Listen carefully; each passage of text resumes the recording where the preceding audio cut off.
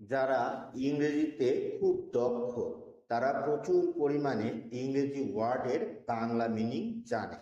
সে কারণেই তারা ফ্লুয়েন্টলি ইংরেজিতে কথা বলতে পারে, চমৎকারভাবে ইংরেজি লিখতে পারে এবং ইংরেজি পড়ে বাংলা অর্থ বোঝে এবং ইংরেজি শুনে সেটার বাংলা অর্থ বুঝতে পারে।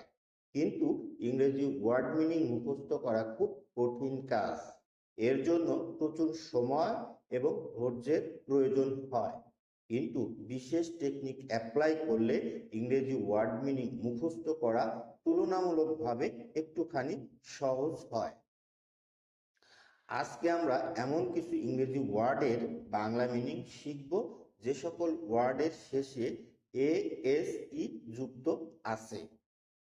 যেমন ভেজ, ভেজ অর্থ ফুলদানি। কেস, কেস অর্থ মামলা। বেস, বেস অর্থ ভিত্তি। অ্যাবেজ, অ্যাবেজ অর্থ হেয় করা। সিজ অর্থ বিরত হওয়া। টিজ বিরক্ত করা। লিজ ইজারা। প্লিজ অনুগ্রহ করে। রিলিজ মুক্তি দেওয়া। Thanks for watching this video.